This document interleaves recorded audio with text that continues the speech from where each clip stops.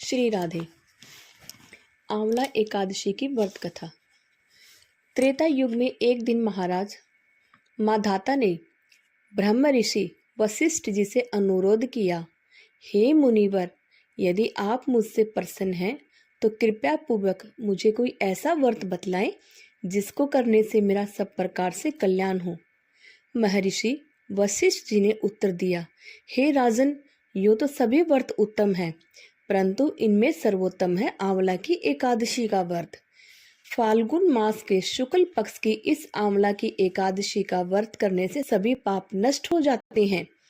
इस व्रत को करने से 1000 गायें दान करने के बराबर पुण्य प्राप्त होता है। और इस बारे में एक कथा भी मैं आपको सुनाता हूँ, ध्यान पूर्वक सुनिए। वैदिक नाम एक नगर में ब्राह्मण, क्षत्रिय, वैश्य और शूद्र चारों वर्णों के परिवार आनंद पूर्वक रहा करते।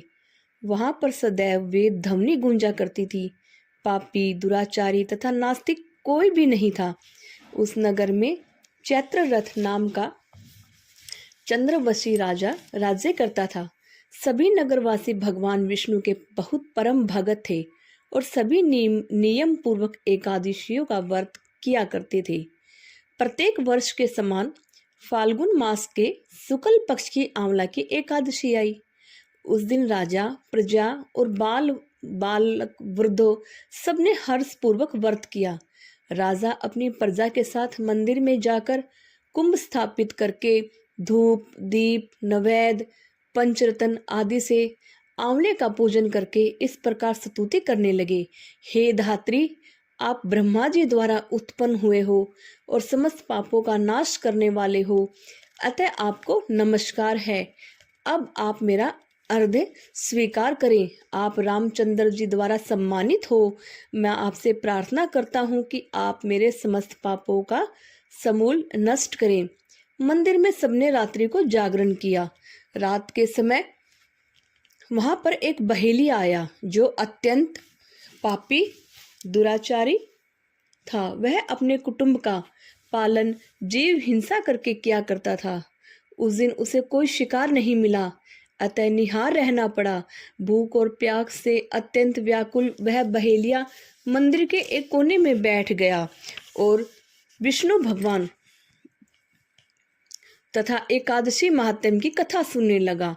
इस प्रकार अन्य मनुष्य की भांति उसने भी सारी रात जागकर बिता दी।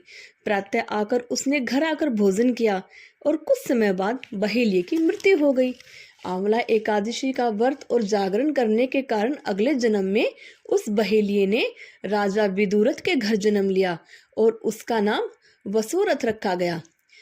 युवा होने पर वह चतुर्गिनी सेना और धन धान्य से युक्त होकर 10,000 ग्रामों का पालन करने लगा। वह तेज में सूर्य के समान, कांति में चंद्रमा के समान और वीरता में भगवान विष्णु के समान और क्षमा करने में पृथ्वी के समान था।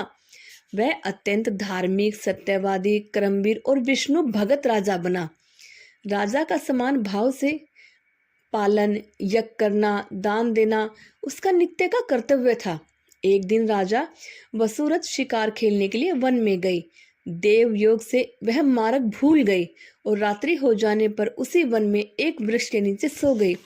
थोड़ी देर बाद पहाड़ी मलेच्छ वहां आए और राजा को अकेला देखकर मारो मारो की आवाज लगाते हुए वसुरथ की ओर दौड़ पड़े।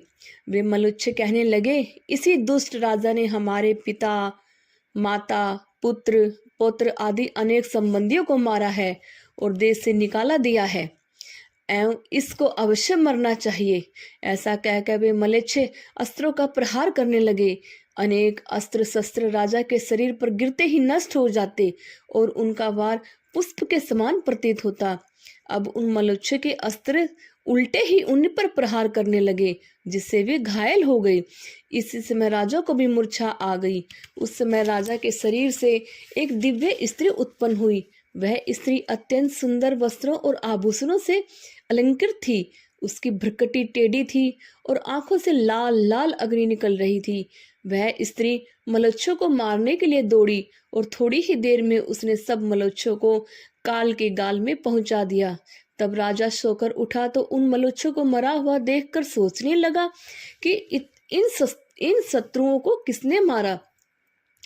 वह ऐसा विचार कर ही रहा था कि तभी आकाशवाणी हुई, हे राजा, इस संसार में विष्णु भगवान के अतिरिक्त कौन तेरी सहायता कर सकता है?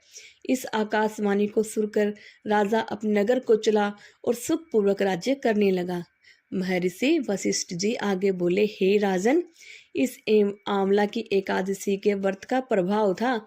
जो मनुष्य इस आंवला की एकादशी का व्रत करते हैं वे सभी कार्यों में सफल होकर विष्णु अंत में विष्णु लोक को प्राप्त होते हैं। जय हो, जय हो। जय श्री राधे, जय श्री राधे, जय श्री राधे।